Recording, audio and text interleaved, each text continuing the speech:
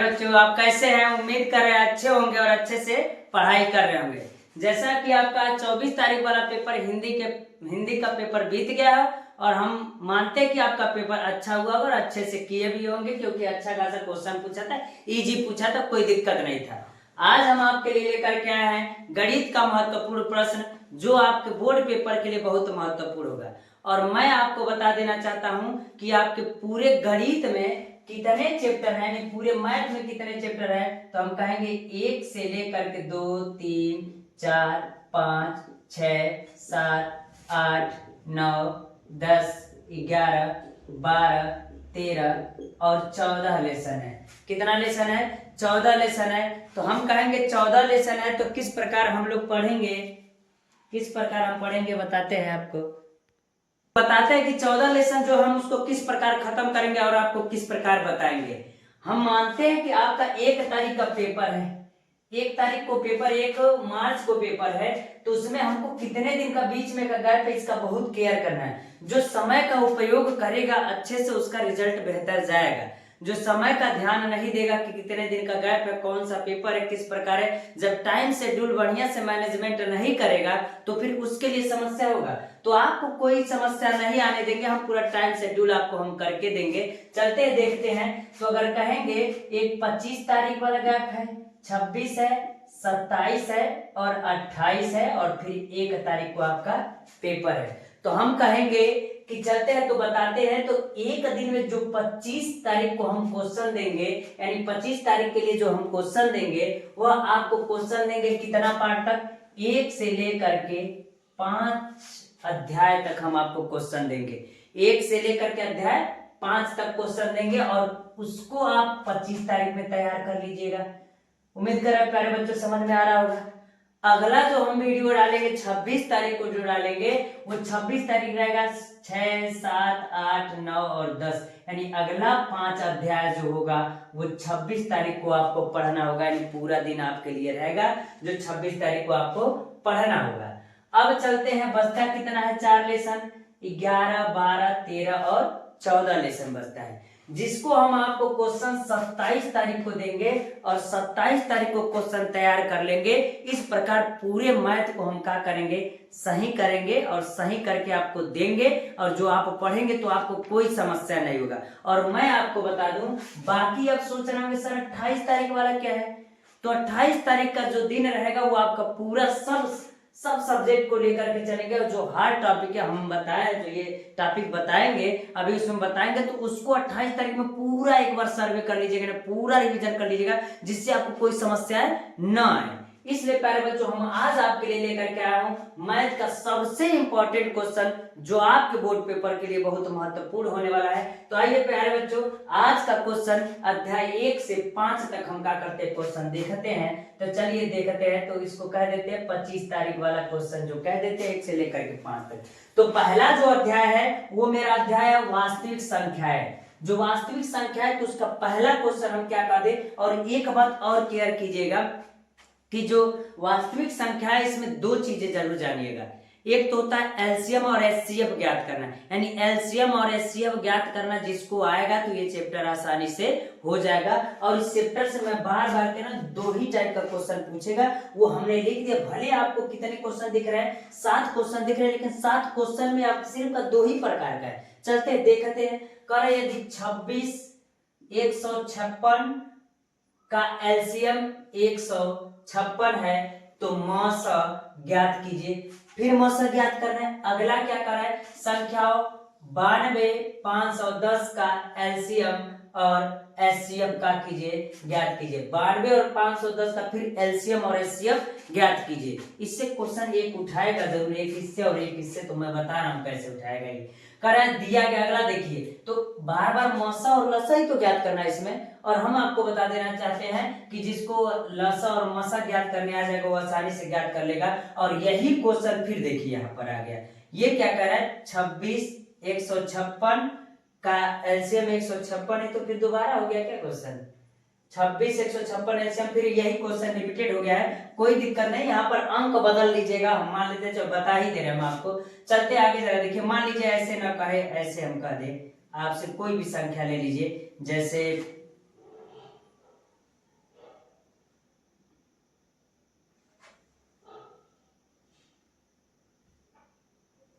तथा यहाँ लिख दीजिए, कर देंगे तो यहाँ 3 अंक दे दे, 24, 36 और 48 ले लीजिए। 24, 26, 36, 48 का लसर तथा मसर का मान ज्ञात कीजिए। तो हम कह सकते हैं कि क्या कीजिए, एलसीएम और एचसीएफ ज्ञात कीजिए, हो जाएगा। अगला जो टॉपिक कर रहा है, दिया गया है कि मसर इतने का मसर इतना है। जरा देखिएगा, एक चीज और क्वेश्चन पूछता, मैं उसको बता दे रहा हूं। वो कहता है कि पहली संख्या गुणे दूसरी संख्या बराबर एलसीएम गुणे एचसीएफ हो जाएगा। तो मैं आपको बता देना चाहता हूं, इसमें उस टाइप का क्वेश्चन लिखा है लेकिन बता दे रहे हैं। एक फार्मूला जरूर याद रखिएगा, अगर दो संख्या दिया हुआ तो हम क्या कहेंगे, पहली संख्या गुणे दूसरी संख्या बराबर मस गुणे लस। ये भी आपका इंपॉर्टेंट होने वाला है। तो मैं अभी इसको क्वेश्चन एक दे रहा हूं। इस स्थिति में आप क्वेश्चन को क्या कीजिएगा, देखिएगा, इसमें का क्वेश्चन हम एक दे रहे हैं आपको। हम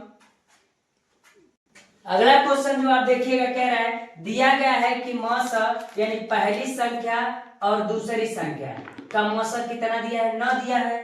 तो लस 99 और 153 का क्या कीजिए, ज्ञात कीजिए। क्या, एलसीएम ज्ञात करना है। किसका, 19 से 153 का मौसा दिया है। आप बताइए, पहली संख्या हो गया, दूसरी संख्या ये हो गया और मौसा ये हो गया, और क्या पूछ रहा है, लौसा पूछ रहा है। तो हम कहेंगे प्यारे बच्चों, तो आप बताइएगा क्या पहली संख्या जब दे दिया और दूसरी संख्या दे दिया और मौसा दे दिया तो कहीं एलसीएम नहीं ज्ञात हो पाएगा का? आसानी से ज्ञात कर सकते हैं। इसको भी इसके नीचे भेज दीजिएगा और गुणा भाग करके आंसर कर लीजिएगा। बहुत इजी टॉपिक है। अब चलते हैं, आपको ये महत्वपूर्ण क्वेश्चन होने वाला है आपके लिए, और एक क्वेश्चन इसमें कब पूछेगा, कह सिद्ध कीजिए कि कड़ी में 3 एक अपरिमेय संख्या है। ये तो सबके लिए आसान है। सबसे पहले अगर चैप्टर में पढ़ेंगे तो यही पढ़ेंगे कि सिद्ध कीजिए कड़ी में 3 एक अपरिमेय संख्या है। कड़ी में 2 भी से दे सकता है, कड़ी में 5 भी दे सकता है, कड़ी में 7 भी दे सकता है, कुछ भी दे सकता है, लेकिन देगा जरूर। अगला कह रहा है सिद्ध कीजिए कि 5 प्लस कड़ी में 3 एक अपरिमेय संख्या है।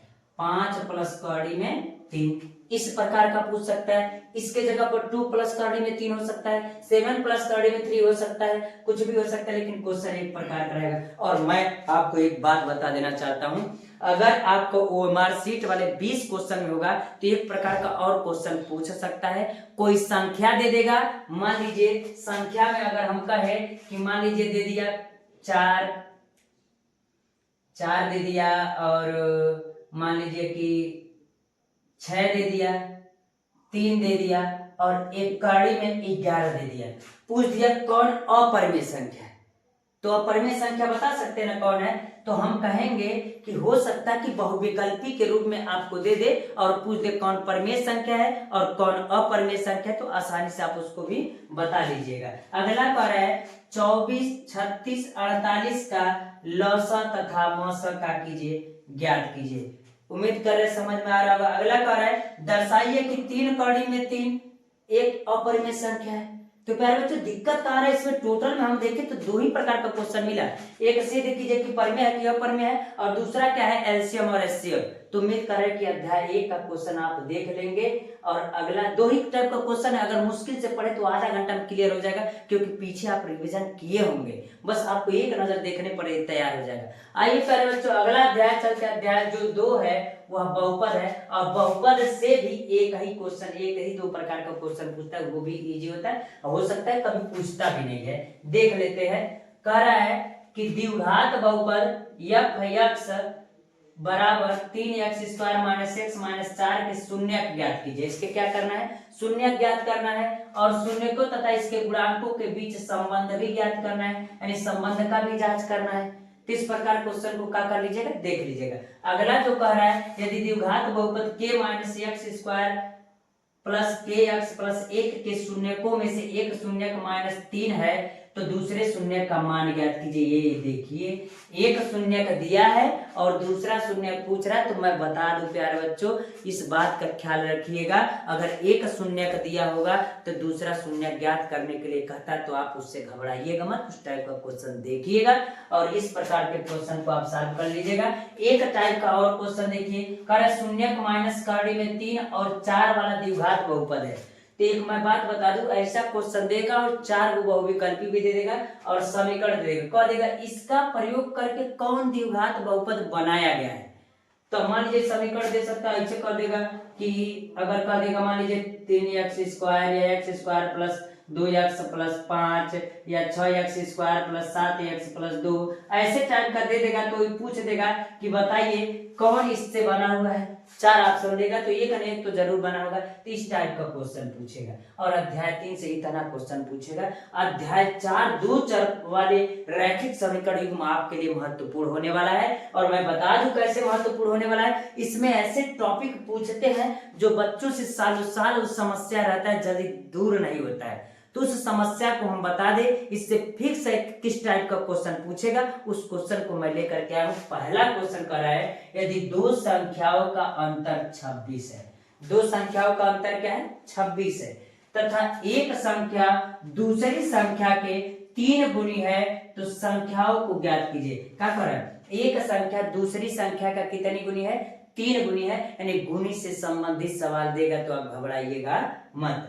अगला देखिए क्या कर रहा है, तो गुना वाला सवाल देख रहे हैं, ठीक उसी टाइप का, ये अलग क्वेश्चन नहीं है, दोनों एक ही क्वेश्चन है, प्रकार थोड़ा सा अंतर हो गया। देखिए क्या कर रहा है, दो संख्याओं का योगफल कितना है 85 में अंतर था, इसमें क्या योगफल है 85 है। यदि बड़ी संख्या छोटी संख्या के 4 गुने से 5 अधिक है, यानी बड़ी संख्या, ये दो संख्याओं को क्या कर रहा है x प्लस वाई बराबर पहली संख्या x दूसरी y बराबर कितना है 85 है। तो कह रहा पहली संख्या जो है बड़ी संख्या है, जो दूसरी संख्या के 4 गुने से कितना अधिक है 5 अधिक है। दो समीकरण में आसानी से ज्ञात कर सकते हैं। तो कह रहा है कि तो संख्या ज्ञात कीजिए। हम आपको क्वेश्चन दे रहे हैं, आप रिवीजन कीजिएगा क्योंकि आप पढ़ चुके हैं, सोल्यूशन करेंगे तो ज्यादा दिक्कत होगा आपके लिए। इस प्रकार इसका तीसरा क्वेश्चन जो होगा वो निम्न होगा। जो अगला क्वेश्चन इसका है वो कह रहा है, दो अंकों की एक संख्या के अंकों का योग कितना है 9 है। दो अंकों की एक संख्या है, उसका अंकों का योग कितना है 9 है। इस संख्या का 9 गुना संख्या के अंकों को पलटने से बनी संख्या का 2 गुना है, वह संख्या ज्ञात कीजिए। प्यारे बच्चों इस क्वेश्चन को एकदम वेरी वेरी इंपॉर्टेंट कर दीजिए और इसको लगा लीजिए कि इसमें से एक क्वेश्चन छपा होगा। और इसमें का एक नहीं, हम दो तरीका क्वेश्चन बताया, दो तरीके का क्वेश्चन बना है, दो अंकों की पलटने वाली संख्याओं से क्वेश्चन आपका पूछता है। अगला देखिए, और ये भी क्वेश्चन देख लीजिएगा। हमने कहा कि ज्यादा क्वेश्चन जानबूझ के लिखवा रहे हैं, बाकी 2 ही 3 टाइप का सवाल पूछता है। इसमें हमने 2 ही टाइप का बताया है, 3 टाइप का बताया जिसको हम समझा, बाकी रिपीटेड क्वेश्चन है तो इसमें दिक्कत नहीं आना चाहिए। तो अगला पर है, एक भिन्न 1/3 हो जाती है, एक भिन्न 1/3 हो जाती है जब उसके अंश में अंश से 1 घटाया जाता है। सिर्फ अंश से 1 घटाया जाता है तो कितना हो जाता है 1/3 हो जाता है। और वह 1/4 हो जाता है जब हर में 8 जोड़ देते हैं। जब हर में 8 जोड़ देते हैं तो कितना हो जाता है 1/4 हो जाता है। तो कहना दिया जाता है तो अभिन्न ज्ञात कीजिए, तो अभिन्न का कीजिए ज्ञात कीजिए। ये भी क्वेश्चन हो जाएगा, इजी है। फिर से वही क्वेश्चन रिपीटेड है, हमने कहा कि बार बार रिपीटेड हो सकता है, हम तरीका बता रहे हैं आपको, इस टाइप का क्वेश्चन जरूर पूछेगा। दो अंकों की एक संख्या एवं इसके अंकों को पलटने पर बड़ी संख्या का योग 66 है, और अब तक का सबसे ज्यादा पूछे जाने वाला क्वेश्चन यही है। दो अंकों की एक संख्या किसके अंकों को पलटने पर बड़ी संख्या का योग कितना है 66 है। यदि संख्या के अंकों का अंतर 2 हो, अंकों का अंतर कितना हो 2 हो, तो संख्या ज्ञात कीजिए क्या होगा। तो संख्या वह क्या होगा ज्ञात कीजिए, तो संख्या ज्ञात कर लीजिएगा। और उम्र से संबंधित पिता की उम्र पुत्र की उम्र की 7 गुनी है। 2 वर्ष पहले पिता की उम्र की 13 गुनी थी। दोनों की वर्तमान उम्र क्या है बताइए। तो वर्तमान उम्र जब कहेगा तो किस प्रकार बताएंगे, इसको देख लीजिएगा। अगला ये धारा से संबंधित देखिएगा।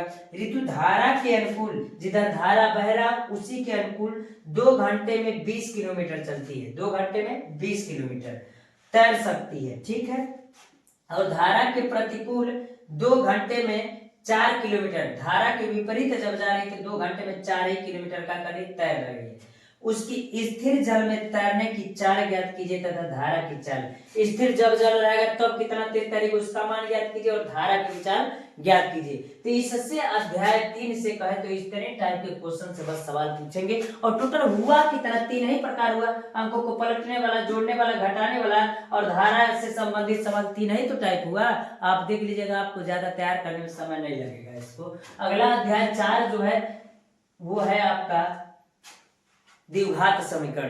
तो एक बात हम बता देना चाहते हैं, ऐसा ही सवाल रहेगा, अंक बदल सकता है, उससे आप घबराइएगा मत, अंक बदल सकता है, आपको इसी प्रकार के सवाल मिलेंगे। और मैं कह रहा हूं इतना क्वेश्चन आप पढ़ेंगे, इस टाइप के क्वेश्चन को तैयार कर लेंगे तो दिक्कत नहीं होगा। तो कह रहा है अगला सवाल जो है, यदि समीकरण x स्क्वायर माइनस के एक्स माइनस 8 बराबर 0 का मूल्य कितना है, 2 है, तो k का मान क्या कीजिए, ज्ञात कीजिए। तो हम बता दें आपको, k का मान ज्ञात करने के लिए आपसे पूछेगा, जब k का मान ज्ञात करने के लिए पूछेगा तो समीकरण कुछ भी हो सकता है। तो k का मान ज्ञात करने वाला, c का मान ज्ञात करने वाला आपसे पूछता है, तो इस क्वेश्चन को देख लीजिएगा। फिर क्या कर रहा है, 5x square minus 3x plus 2 के मूलों का योगफल। तो मूलों का योगफल किसको नहीं पता है, माइनस b बाई ए।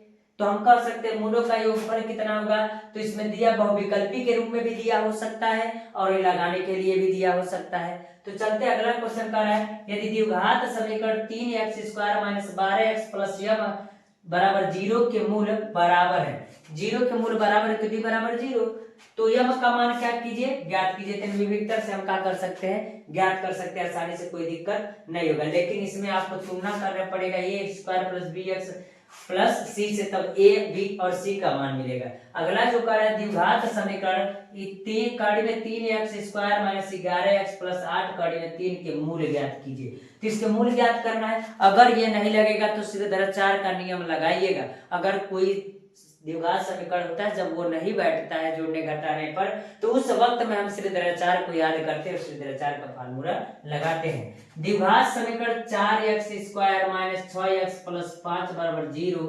विविक्तर ज्ञात कीजिए, यानी इसका विविक्तर हमको क्या करना है, ज्ञात करना है।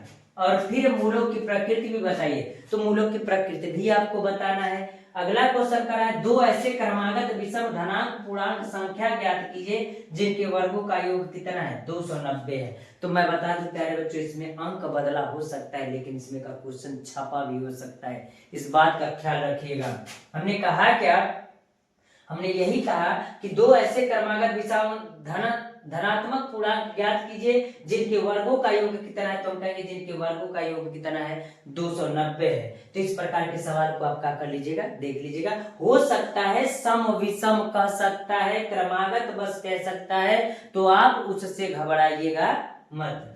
क्या कर अगला, दो संख्याओं के वर्गों का अंतर 180 अंश है। दो संख्याओं के वर्गों का अंतर 180 है, यानी एक संख्या x दूसरा y, तो x square minus y square बराबर कितना, 180 है। छोटी संख्या का वर्ग बड़ी संख्या का 8 गुना है। छोटी संख्या का जो वर्ग है बड़ी संख्या का कितना गुना है, 8 गुना है। दोनों संख्याएं ज्ञात कीजिए। और इस प्रकार के सवाल देख लीजिए प्यारे बच्चों, इसमें बदल सकता है, इसके जगह पर कुछ और हो सकता है। इसे 3 प्रकार सवाल देख लीजिए। दो अंदर रूट यानी कोष्टक में है 2x माइनस 1 बटा में x प्लस 3 माइनस 3, फिर कोष्टक में x प्लस 3 2 बटा में 2x माइनस 1। आपको ऐसा नहीं दिख रहा है, इसमें ये ऊपर इसमें नीचे हो गया है, यानी इसके बराबर a मान लेंगे, तो इसके बराबर 1 बटा a हो जाएगा। अब बराबर 5 को काट कीजिए, हल करके आप मान ज्ञात कीजिए। अगला जो कर है समीकरण x प्लस 1 बटा x बराबर 3 के मूल ज्ञात कीजिए, तो हम कहेंगे इसके मूल को ज्ञात कर लीजिएगा। क्या दिक्कत है, द्विघात समीकरण बनेगा आपका, आप पहले इसको सॉल्यूशन कीजिएगा तो बनेगा। कर अगला 1 बटा x प्लस 4 माइनस 1 बटा x माइनस 7 बराबर 11 बटा 30 है, तो इसको क्या कीजिए, हल कीजिएगा। इस प्रकार आपका अध्याय 4 का महत्वपूर्ण क्वेश्चन समाप्त होता है प्यारे बच्चों। अगला जो क्वेश्चन हम आपको बताएंगे अध्याय 5 बताएंगे। मैंने कह दिया प्यारे बच्चों, हम आपको मैथ का तरीका दे रहे, अंक बदल सकता है, इस बात का पूरा ख्याल रखिएगा। लेकिन इस टाइप के क्वेश्चनों को क्या कर लीजिएगा, तैयार कर लीजिएगा। हम ज्यादा मात्रा में ज्यादा क्वेश्चन जानबूझ के दे रहे हैं कि हो सकता है इसी में से आपका क्वेश्चन छपा हो जाए, जैसे कि हिंदी में पूरा छपा था सेम टू सेम वही। तो प्यारे बच्चों इस क्वेश्चन को आप लोग देख लीजिएगा। चलते हैं अध्याय 5 वाला जो क्वेश्चन बताते हैं वह निम्न प्रकार होगा। तो प्यारे बच्चों इसका लास्ट जो क्वेश्चन था वह 1/x+4 - 1/x - 7 = 11/30 को हल कीजिए। अगर हम कहें अध्याय 4 का इतना क्वेश्चन हो गया, अध्याय 5 का महत्वपूर्ण प्रश्न कौन सा है तो हम आपको बता देना चाहते हैं। अध्याय 5 आपका समांतर श्रेणी है और समांतर श्रेणी से भी क्वेश्चन आपका क्या करता है, पूछता है। तो हम बता दें, प्रथम पद, अंतिम पद या सार्वंतर पूछ सकता है, बहुविकल्पी में भी पूछ सकता है। तो आइए इस प्रकार के क्वेश्चन को हम क्या करते हैं, देखते हैं। समांतर श्रेणी से संबंधित आपको क्वेश्चन हम क्या करेंगे, बताएंगे। और आज के लिए इतना हम अध्याय 5 तक आपको महत्वपूर्ण प्रश्न रहने देंगे। अगले दिन फिर अध्याय 5, फिर अगले दिन अध्याय 4, पूरा सिलेबस क्या हो जाएगा, खत्म हो जाएगा। और जितना हम कहेंगे आप उतना पढ़ाई कीजिएगा, उतना तैयारी कीजिएगा। तो आइए देखते इसका। तो कह रहा है समांतर श्रेणी -5 - 1 3 7 का सार्वंतर ज्ञात कीजिए कि इसका सार्वंतर क्या है। तो इसका सार्वंतर देख लीजिए। अगला कह रहा है सार्वंतर डी पूछ रहा है। तो डी क्या होता है, तो कहेंगे दूसरा में से पहला पद को घटाया जाए तो उतना ही आए जितना कि तीसरे में से दूसरे को घटाया जाए, तो उसे क्या कहते हैं, सार्वंतर कहते हैं। समांतर श्रेणी 10, 7, 4 का 20वां पद पूछ रहा है। कौन पूछ रहा है, 20वां पद, एंटी 20वां पूछ रहा है। तो आप बता सकते हैं यदि किसी एपी का यानी समांतर श्रेणी का अरिथमेटिकल प्रोग्रेशन कर सकते हैं का दूसरा पद 13 और पांचवा पद 25 है तो उसका सातवां पद क्या होगा। तो दूसरा पद अगर 13 है और पांचवा पद अगर 25 है तो क्या इससे ए और डी का मान मिल जाएगा। तो सातवां पद आसानी से आप क्या कर सकते हैं, ज्ञात कर सकते हैं। समांतर श्रेणी 4, 9, 14 ... 254 का अंत से 10वां पद बताइए। अंत से 10वां पद का कीजिए, बताइए। तो अंतिम से पूछ रहा है। तो अगला कह रहा है समांतर श्रेणी 2, 7, 12 का ... 10 पदों तक योग ज्ञात कीजिए। यानी क्या कह रहा है, समांतर श्रेणी है तो कह रहा है कि यह 10 पदों तक किसी प्रकार चले तो उनका योग ज्ञात कीजिए। तो योगफल का क्या फॉर्मूला होता है, 10/2 2a + n - 1 into d होता है। उस पर रखेंगे तो मान का हो जाएगा, निकल जाएगा। कह रहा है अगर 636 योगफल प्राप्त करने के लिए 9, 17, 25 के कितने पद लेने चाहिए। आप बताइए, जब यश बराबर योगफल दे दिया तो आपको ऐसा नहीं लग, जब योगफल दे दिया ए का मान मिल जाएगा, यहाँ से सार्वंतर डी मिल जाएगा। तो हम इतना नहीं कर सकते क्या, जब ए और डी मिल गया और यश मिल गया तो यन का मान हम क्या कर लेंगे, निकाल लेंगे आसानी से। तो यन का मान भी क्या हो जाएगा, निकल जाएगा। अगला कह रहा है एक एपी में 50 पद है। कितने पद है, 50 पद है, जिसका तीसरा पद 12 है। तीसरा पद कितना है, 12 है। और अंतिम पद 106 है। इसका 29वां पद ज्ञात कीजिए। क्या कर रहा है कि तीसरा पद 12 है और अंतिम पद 106 है, तो इसका 29वां पद क्या कीजिए, ज्ञात कीजिए। 50 पद दे दिए, तीसरा पद 12 है और अंतिम पद क्या है, 106 है। तो 29वां पद पूछ रहा है तो आसानी से बता सकते हैं। और इस टाइप का क्वेश्चन जरा देखिएगा प्यारे बच्चों। ये कह रहा है यदि किसी समांतर श्रेणी के प्रथम 8 पदों का योगफल 64 है, प्रथम 8 पदों का योगफल 64 है और इसके प्रथम 17 पदों का योगफल 289 है, तो श्रेणी का प्रथम पद एवं सार्वंतर क्या कीजिए, ज्ञात कीजिए। तो स्पष्ट कर दिया है कि प्रथम 8 पदों का योगफल कितना है, 64 है। कितने, 8 पदों का योग।